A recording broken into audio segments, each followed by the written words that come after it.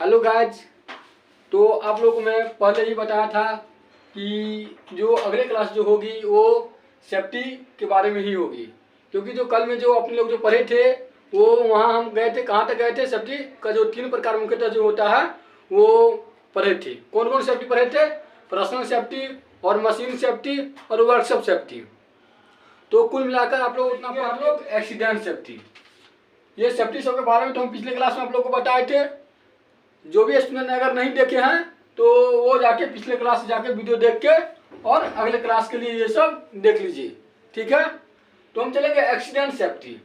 Accident safety होता क्या है? आप लोग को मन में तो आता होगा ना भाई कि एक्सीडेंट सेफ्टी होता क्या है। तो हम उसके बारे में बताएंगे, एक्सीडेंट सेफ्टी के बारे में ये होता क्या है। तो एक्सीडेंट मतलब बिना योजना के जो आप अगर कोई चीज़ करते हैं वहाँ अगर दुर्घटना हो गया तो वास्तविक बात है भाई, अगर बिना योजना का अगर जो कोई काम करेगा तो वहाँ पर दुर्घटना तो होगा ही। तुमको मान लो वर्कशॉप में काम कर रहे हो मशीन पे, तुमको उस मशीन के बारे में तुमको जानकारी नहीं है। अगर जानकारी तुमको पास अगर नहीं रहेगा तो क्या होगा? वहाँ पे कोई योजना तो तुमने बनाया ही नहीं और तुमको पता ही नहीं है कि मशीन कैसे चलेगा, तो दुर्घटना तो होगा ना। तो किसके अंदर में आएगा? एक्सीडेंट सेफ्टी के अंदर में आएगा। समझ रहे हैं? एक्सीडेंट सेफ्टी हो गया। आपको क्लियर हो गया ना एक्सीडेंट सेफ्टी। और हम दूसरा देखेंगे प्रोटेक्टिव इक्विपमेंट जो है वो सेफ्टी के बारे में हम देखेंगे। मतलब पर्सनल सेफ्टी इक्विपमेंट होता क्या है और इसमें कौन कौन से पॉइंट आनी चाहिए। पर्सनल सेफ्टी इक्विपमेंट मतलब उसमें जो बचने के लिए कौन कौन सी पॉइंट आनी चाहिए, तो हम उसके बारे में जानेंगे। जो पर्सनल प्रोटेक्टिव इक्विपमेंट जो है ये व्यक्तिगत सुरक्षा है। क्या है इसका हिंदी में क्या बोलते हैं?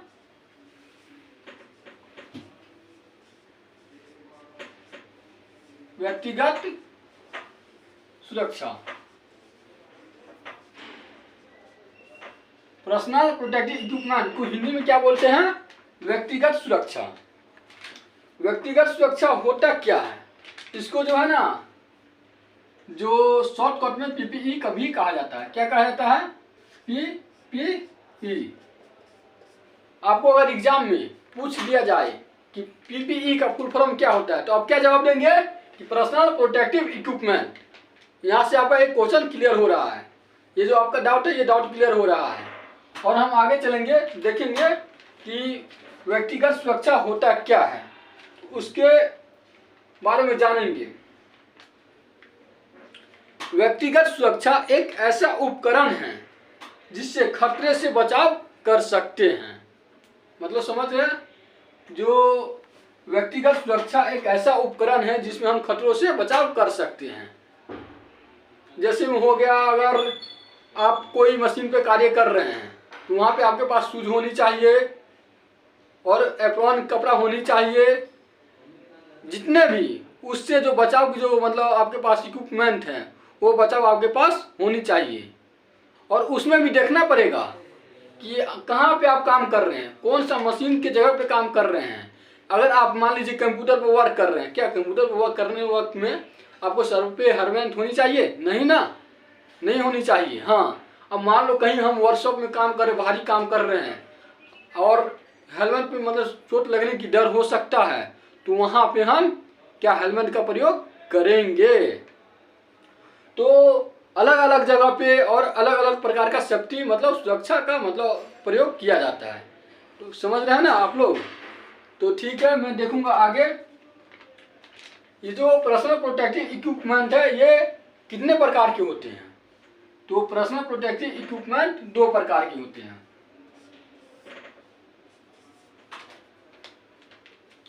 पहला होगा जनरल पीपीई।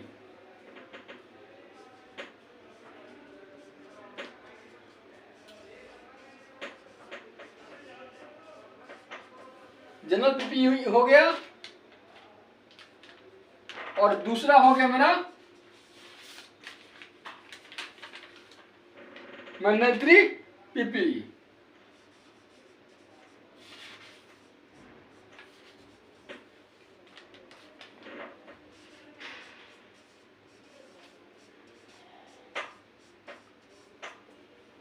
जो है मैंडेटरी पीपीई ये होता क्या है या जनरल पीपीई होता क्या है, तो इसके बारे में हम जानेंगे।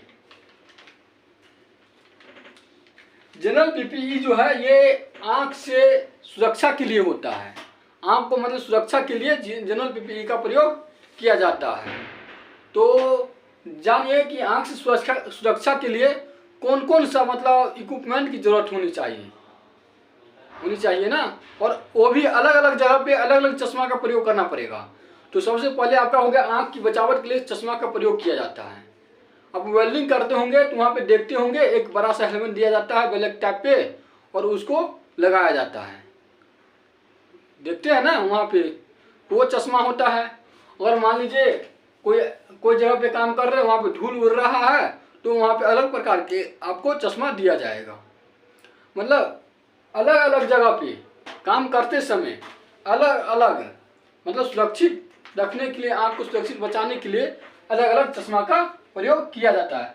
तो ये जो मेरा जनरल पीपीई है, इससे बचाव के लिए क्या चीज़ का प्रयोग करना चाहिए? चश्मा का प्रयोग करना चाहिए।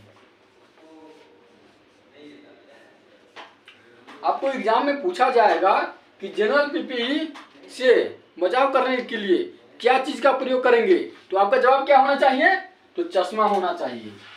समझ रहे हैं? और पूछेगा एग्जाम में कि जनरल पीपीई से बचने के लिए आपको क्या चीज का प्रयोग करना चाहिए, तो क्या आपका जवाब आना चाहिए? चश्मा।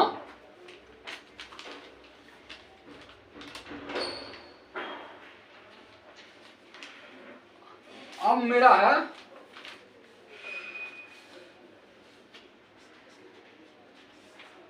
अब हम देखेंगे जनरल पीपीई हो गया मेरा और ये मैंडेटरी पीपीई। तो आपसे अगर कहीं पर कोई क्वेश्चन पूछेगा कि पर्सनल प्रोटेक्टिव इक्विपमेंट कितने प्रकार के होते हैं, तो 2 प्रकार के होते हैं। तो आपका जवाब क्या क्या होना चाहिए? General PPE, mandatory PPE. अब हम देखेंगे जनरल पीपीई के अंदर में कितने पॉइंट होते हैं और उससे बचने के लिए क्या क्या प्रयोग करना चाहिए, वो अब हम देखेंगे।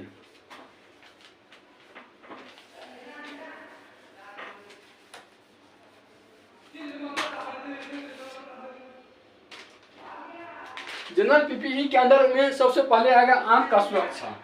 क्या आएगा मेरा पहला?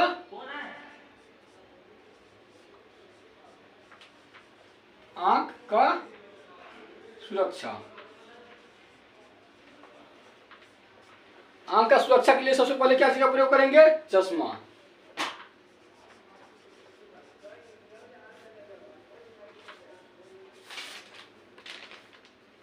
और दूसरा जो है मेरा ये सुनवाई सुरक्षा है।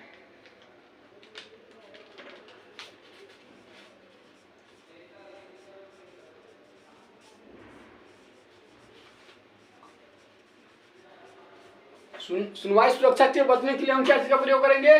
तो आपको पहले बताया था एयर प्लग।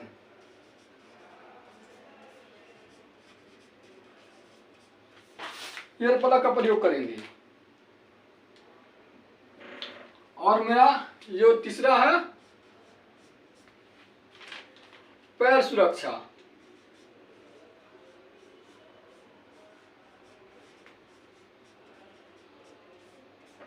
पैर सुरक्षा के लिए हम क्या चीज का प्रयोग करेंगे? शूज का प्रयोग करेंगे। मान लो अगर पैर सुरक्षा के लिए हम अगर सिंपल शूज पहनते हैं, क्या चीज का पहनेंगे? Simple shoes. अगर वर्कशॉप में काम करने के लिए आप जाते हैं, अगर वहाँ पे कोई कील है तो सिंपल शूज में क्या होता है? कील गड़ जाता है। आप कभी सोचे होंगे कि आर्मी वाले को जो शूज जो दिया जाता है, वो शूज मतलब इस प्रकार से जो होता है, अगर उस कील पे अगर लात रखेगा ना, पैर जो रखेगा ना, तो शूज में वो कील गठेगा नहीं, कील को टेर कर देगा, लेकिन वो कील जो शूज के अंदर घुसेगा नहीं। उसी प्रकार वर्कशॉप के अंदर में भी मतलब पैर से सुरक्षा मतलब बचाने के लिए वो अलग प्रकार के वहाँ पे जूते का प्रयोग किया जाता है। हेलो गाइस, तो आप लोग इतना तक समझ गए होंगे और हम चाहेंगे कि जो इससे जो अगला नेक्स्ट पार्ट है, ये मेरा सेकंड पार्ट है सेफ्टी का, और जो तीसरा पार्ट जो आएगा वो कल आप लोगों को मैं वीडियो मतलब प्रोवाइड करवा दूंगा। और मैं चाहूँगा आप लोग को अगर वीडियो अच्छा लगेगा तो वीडियो को शेयर कीजिए और अपने दोस्तों के पास भेजिए। जितने भी आपके साथ जुड़े हुए हैं ITI से लेकर CTI तक, उस सभी दोस्तों को पहुंचाइए और बोलिए ITI करने से बहुत अच्छा होता है। और जाइए ITI टेक्नो क्लासेस को सब्सक्राइब कीजिए यूट्यूब पे, और इंस्टा पे सूर्या भाई के नाम से ID होगा, उसको भी फॉलो कीजिए और ज़्यादा से ज़्यादा वीडियो को शेयर कीजिए।